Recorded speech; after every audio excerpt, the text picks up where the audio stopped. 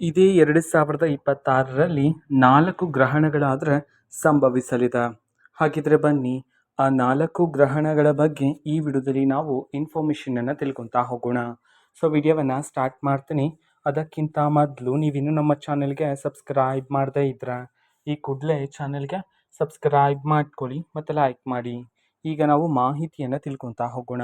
ಹೌದು, ಇದೇ 2026ರಲ್ಲಿ 4 ಗ್ರಹಣಗಳಾದರೆ ಸಂಭವಿಸಲಿದೆ. ಸೊ ಅದರಲ್ಲಿ 2 ಚಂದ್ರಗ್ರಹಣ ಮತ್ತೆರಡು ಸೂರ್ಯಗ್ರಹಣ ಆಗಿರುತ್ತೆ. ಹೌದು, ಇದೇ ಗ್ರಹಣದ ಸಮಯದಲ್ಲಿ ಗ್ರಹಣದ ದಿನದಂದು ಯಾವುದೇ ರೀತಿ ಶುಭ ಕಾರ್ಯಗಳನ್ನು ಮಾಡುವಂತಿಲ್ಲ ಅಂತ ಹೇಳಿ ಪುರಾಣಗಳಲ್ಲಿ ಉಲ್ಲೇಖಿಸಲಾಗಿದೆ. ಓಕೆನಾ. ಸೊ ಈ 4 ಗ್ರಹಣಗಳಲ್ಲಿ ನಾವು ಈಗಾಗಲೇ 2 ಗ್ರಹಣವನ್ನು ನೋಡಾಗಿದೆ. ಓಕೆನಾ. ಸೊ ಮೊದಲನೇ ಸೂರ್ಯಗ್ರಹಣ ಇದೇ ವರ್ಷದ ಫೆಬ್ರವರಿ 17ನೇ ತಾರೀಕಿನಂದು ಸಂಭವಿಸಿತ್ತು. ಫೆಬ್ರವರಿ 17, 2026ರಂದು.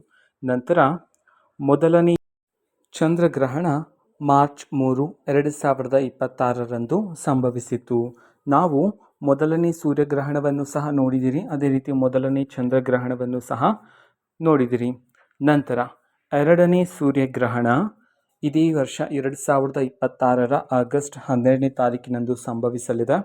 ಅದೇ ರೀತಿ ಎರಡನೇ ಚಂದ್ರಗ್ರಹಣ ಆಗಸ್ಟ್ 28, 2026ರಂದು ಸಂಭವಿಸಲಿದೆ ಅಂತ ಹೇಳಿ ಇದೀಗ ಉಲ್ಲೇಖಿಸಲಾಗಿದೆ. ಓಕೆನಾ. ಸೊ ಇದು 2026ರ 4 ಗ್ರಹಣಗಳಿಗೆ ಸಂಬಂಧಪಟ್ಟಂತಹ ಮಾಹಿತಿಯಾಗಿರುತ್ತೆ. ಓಕೆನಾ. ಸೊ ನಿಮಗೆ ಗೊತ್ತಾಗಿದೆ ಈಗಾಗಲೇ ಯಾವ ದಿನಾಂಕದಂದು ಗ್ರಹಣ ಸಂಭವಿಸಲಿದೆ ಅಂತ ಹೇಳಿ. ಸೊ ಈ 4 ಗ್ರಹಣಗಳು ಇದೇ 2026ರಲ್ಲಿ ಸಂಭವಿಸಲಿದೆ.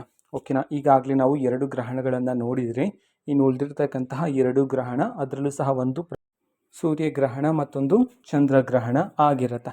ಓಕೆನಾ. ಸೊ ಇನ್ನೂ 2 ಗ್ರಹಣ ಇದೆ. ಆ 2 ಗ್ರಹಣಗಳಿಗೆ ಸಂಬಂಧಪಟ್ಟಂತಹ ಮಾಹಿತಿಯನ್ನು ನಾನು ನಿಮಗೆ ಮುಂದೆ ಬರ್ತಕ್ಕಂಥ ವಿಡಿಯೋಸಲ್ಲಿ ತಿಳಿಸ್ತಾ ಹೋಗ್ತೀನಿ. ಅದಕ್ಕೋಸ್ಕರ ಚಾನೆಲ್ಗೆ ಸಬ್ಸ್ಕ್ರೈಬ್ ಮಾಡದೇ ಇದ್ರೆ ಸಬ್ಸ್ಕ್ರೈಬ್ ಮಾಡ್ಕೊಳ್ಳಿ. ಜೊತೆಗೆ ಮಾಹಿತಿ ಇಷ್ಟ ಆಗಿದ್ರೆ ನಿಮ್ಮ ಫ್ರೆಂಡ್ಸ್ ಆ್ಯಂಡ್ ಫ್ಯಾಮಿಲಿ ಮೆಂಬರ್ಸ್ಗೂ ಸಹ ವಿಡಿಯೋವನ್ನು ಶೇರ್ ಮಾಡಿ. ಜೊತೆಗೆ ಚಾನೆಲ್ಗೆ ಸಬ್ಸ್ಕ್ರೈಬ್ ಮಾಡಿಕೊಂಡು ಸಪೋರ್ಟ್ ಮಾಡಿ. Thank you. ಬಾಯ್.